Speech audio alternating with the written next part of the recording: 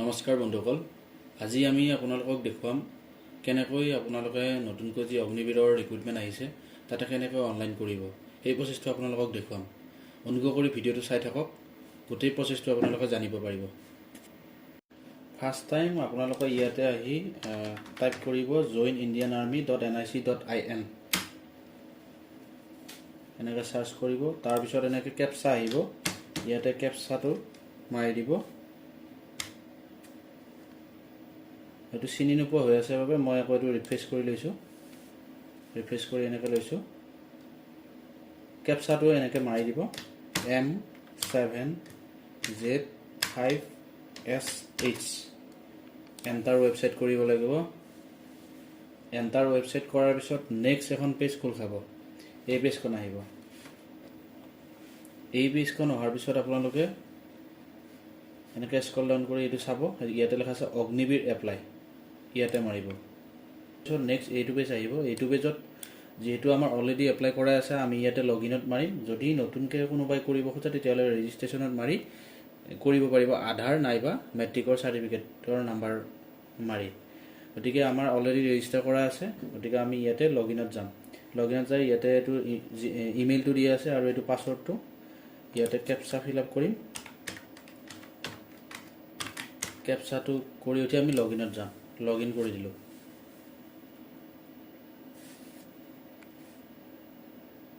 লগ in কৰাৰ পিছত এনেকৈ যিহেতু আমাৰ আগতে কৰা হৈছিলে, আপোনালোক কৈছোঁৱে আৰম্ভণিতে আগতে কৰা আছিল বাবে আগৰ যিখিনি ডাটা আছিল গোটেইখিনি ইয়াতে ছেভ হৈ আছে। এইখিনি গোটেই A to Z আমি পঢ়ি চাম, এইখিনি ঠিকে আছে নে নাই চাম।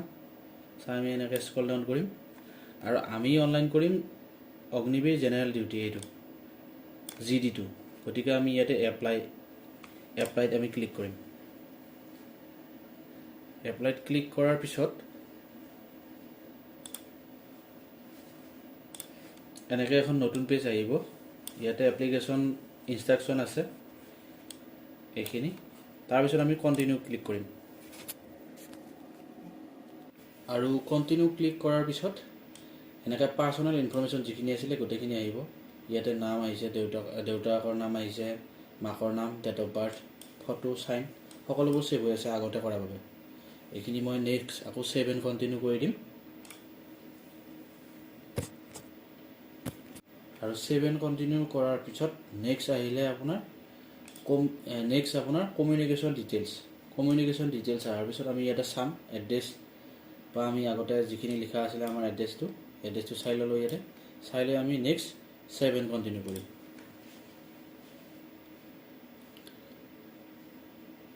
আৰু ছেভ এণ্ড কণ্টিনিউ কৰাৰ পিছত নেক্সট আহিব এইবিলাক ডিটেইলছ আছে, MISC details, education details, exam centre, লাষ্টত পে'মেণ্ট অপশ্যন আছে। এনেকৈ পে'মেণ্ট অপশ্যনলৈ আহিব লাগিব।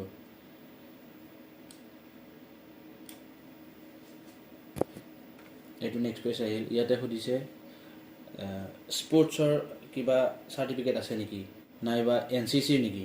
যিহেতু এইটো এটাও নহয়, সেইকাৰণে মই ইয়াত ন' দিছোঁ। যদি কাৰোবাৰ আছে তেতিয়াহ'লে ইয়েছ দিব।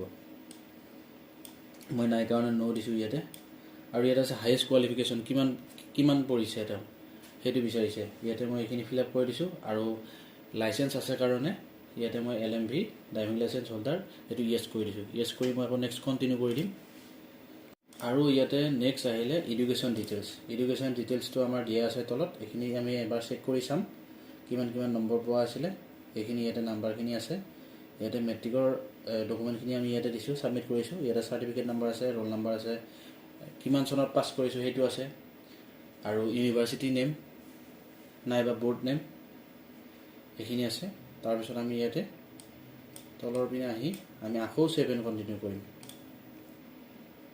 তাৰপিছত ইয়াতে আহিলে এক্সাম চেণ্টাৰ ডিটেইলছখিনি চইচটো আপোনালোকে নিজে ফিল আপ কৰিব লাগিব।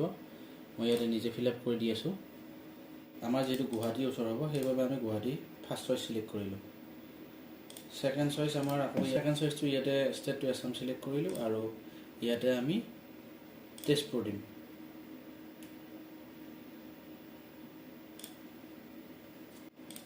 আৰু এনেকৈ আমি থাৰ্ড দিম, থাৰ্ড, ফ'ৰ্থ, ফিফ্থ এনেকৈ 5টা চিলেক্ট কৰিব পাৰি। মই গোটেইকেইটা চিলেক্ট কৰি ইয়াতে ল'ম আৰু এনেকৈ মই এটা দুটা তিনিটা চাৰিটা পাঁচটা চইচ সিলেক্ট কৰি মই ইয়াতে 7 কন্টিনিউ কৰিম 7 কন্টিনিউ কৰাৰ পিছত এপ্লিকেশ্যন ডিটেইলছখিনি ইয়াতে আকৌ আহি গ'ল এইটো ৰিভিউৰ কাৰণে ইয়াতে ফটো আছে তাৰপিছত ইয়াতে কেণ্ডিডেটছ নেম ফাদাৰ বা গাৰ্জেনৰ name mother's name date of birth এইখিনি গোটেই ডিটেইলছখিনি আছে পাৰ্মানেণ্ট এড্ৰেছ কৰেছপণ্ডেঞ্চ এড্ৰেছ গোটেইখিনি আছে ইয়াতে আৰু ইয়াতে গোটেই ডিটেইলছখিনি ইয়াতে আছে এইখিনি আকৌ এবাৰ চাই ল'লে হ'ল চাই উঠি লাষ্টত এইফালে পে' কৰিব লাগিব পে' অপশ্যনটোত আহি আমি এনেকৈ ক্লিক কৰিব লাগিব পে' নেক্সট আমি ইয়াতে এইটো চাই লৈ আকৌ অ'কে কৰিব লাগিব অ'কে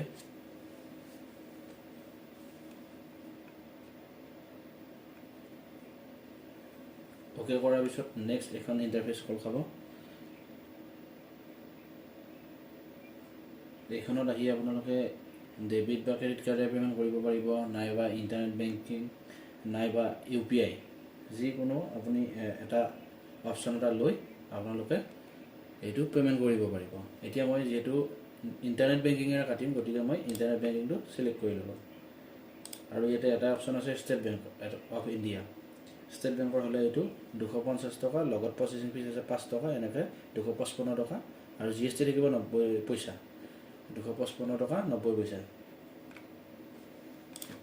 আৰু ইয়াত মই মোৰ যিখিনি বেংকৰ যিখিনি ডিটেইলছ সেইখিনি মই ভৰাম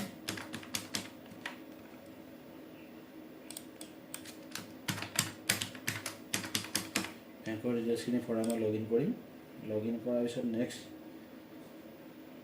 এইটো কনফাৰ্ম কৰিম কনফাৰ্ম কৰাৰ পিছত মোৰ যেটো OTP আহিব ইয়াতে সাবমিট কৰিম ইয়াত সাবমিট কৰাৰ পিছত পেমেন্টটো কাটি যাব আৰু ইয়াত মই এতিয়া OTP-টো সাবমিট কৰিম যেটো OTP মোৰ তাত আহিছে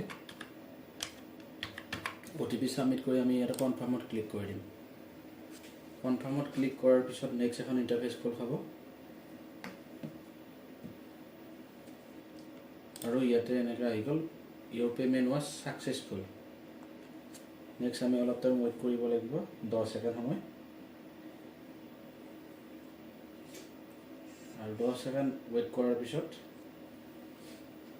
এনেকৈ আহি গ'ল your payment success and application is submitted for transaction ID এইটো transaction ID আহি গ'ল এনেকৈ আৰু ইয়াতে আমি যদি চাব ইচ্ছা কৰো ইয়াতে এপ্লিকেশন হিষ্ট্ৰি ইয়াতে আছে ইয়াতে ক্লিক কৰিলে এপ্লিকেশন হিষ্ট্ৰিখিনি চাব পাৰিব এটা আকৌ এনেকৈ কেপচা মাৰি আকৌ লগইন কৰি এইটো চাব পাৰিম এনেকৈ এটা লগইন কৰিব লাগিব লগইন কৰাৰ পিছত আমি ইয়াতে দেখা পাম যে আমি কি হট এপ্লাই কৰিলো কোন পোষ্টত এপ্লাই কৰিলো এইটো এনেকৈ আমি ইয়াতে চাব পাৰিম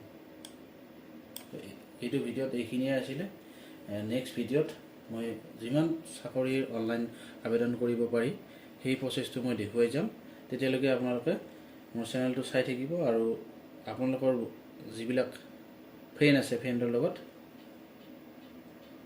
ভিডিঅ'টো শ্বেয়াৰ কৰিব